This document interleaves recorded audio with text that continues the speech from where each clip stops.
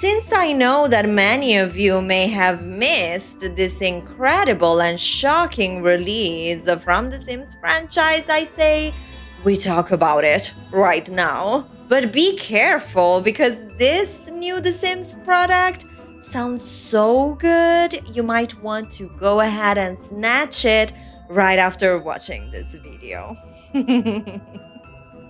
No, I'm kidding, honey. I mean, who the heck would want to play this, apart from Sims VP of Franchise Creative, Lindsay Pearson? Because she said, and I quote, "Through Yago Boogie, we wanted to bring that Simlish charm into a card game that's easy to pick up, makes people smile, and lets Simmers old and new connect over the language we all love." Oh yeah, baby. Things just keep getting more and more ridiculous in the EA universe, and that's corporate life, I guess. I know this piece of news may have flown right under your radar, baby, because honestly, same. But I was browsing through Sims News and found out about this release of yet another table game to pump up the brand love and the profits for both EA and the company that made this game, Goliath Games. Yes, you might remember how the Sims franchise already tried this not too long ago, like we're talking about months, with the Sims board game, a nonsensical, pointless experience that they tried selling for $20. A board game that didn't include any of the defining aspects of the video game version, because why would they ever do anything that makes sense? Get her, Jade. I did cover the board game launch in this video, so feel free to go ahead and check it out because it's honestly a good watch. But this new product is even more stupid than the Sims board game, which we have already deemed silly and useless back then when it came out. And I mean, I am saying we, but if you heard people like Sims influencer Gons, you would think that this is the most entertaining board game ever. This is a sponsored video, so I won't blame you if you're skeptical to what I have to say, but I can tell you sincerely, having bought this myself, it's definitely worth it. The game is fleshed out, incredibly detailed, and most importantly, a lot of fun. Fun times, truly. So, YaGoBuGi, yeah, this is the real name of this game, and yes, this is the last time that I am pronouncing this, honey, because honestly, it's just stupid. Girl. So this game is a board game for 3 to 6 players, ages 8 and up, and is supposed to be all about Simlish, the whimsical language of whimsical Sims for whimsical players that just want to paint their lives with whimsical stuff.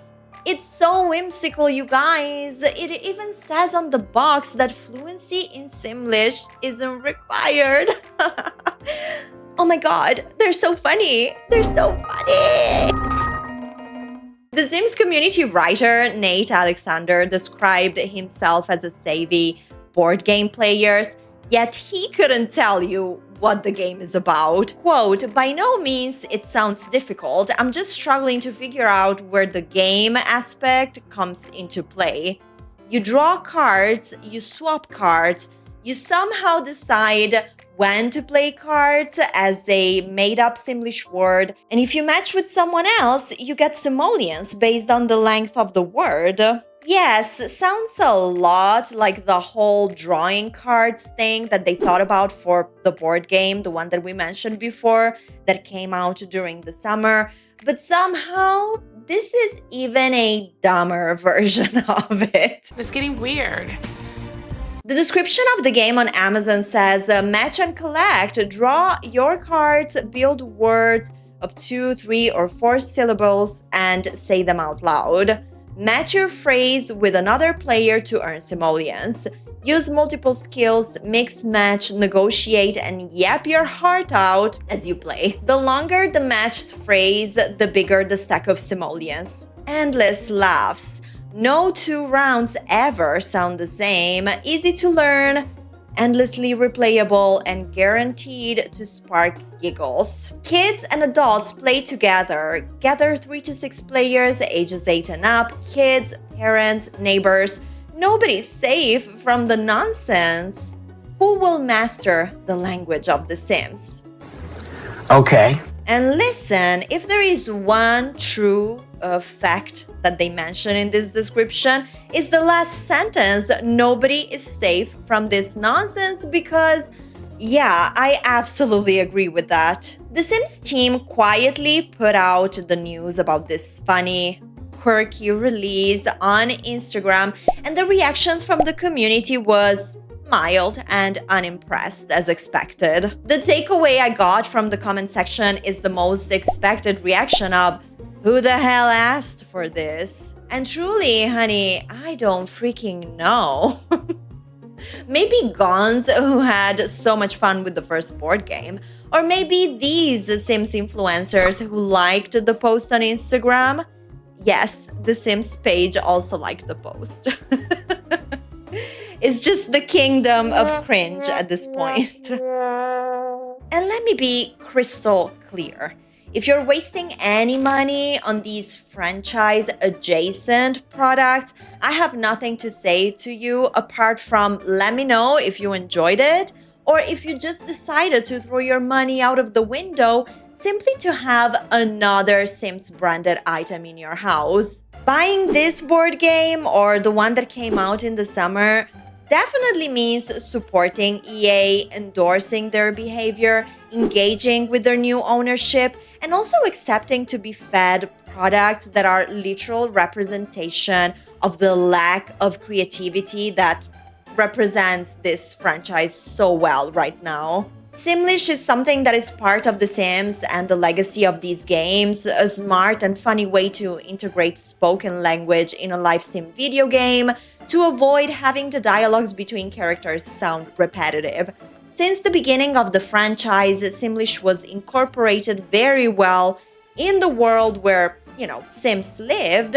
And in fact, by the time The Sims 2 came out, it was clear to players that Simlish had its own alphabet and sounds to complete the perception of a different world, a world that you, as the player, had control over. What they did here with this card game is just exploiting something that is as iconic, or better, fundamental part of this franchise, just to make a quick buck. Because this is not branding. This has nothing to do with the community or with the legacy of the game. This is just yet another meaningless way to cheapen the Sims brand, even more if that's somehow possible. And honestly, I get it, it's her job, so it's not like she can avoid endorsing these ideas, sure, but considering that someone like Lindsay Pearson has worked on The Sims since the Sims 1 era, it's sad that she would even greenlight something as empty, as stupid, and as exploitative as this. This new cards game looks like yet another meaningless, mindless project that requires zero participation from players and probably required zero efforts from the people who made it. Are we shocked? No. Are we surprised? I don't know. Every time I think The Sims team can't scoop any lower, there they are with another idiotic idea. Let me know your thoughts in the comments, and obviously, please don't even think about buying this. It's clearly crap. And if you want to spend some more time with me and, travel to simpler times when The Sims was in fact a fun game and a creative franchise, feel free to watch any of these videos. I'm sure you'll like them. Leave a like if you want to support my channel, and please do join me here at the Drama House by hitting the subscribe button. Thank you so much for stopping by today. My name is Lady Drama, and I hope I'll see you very soon.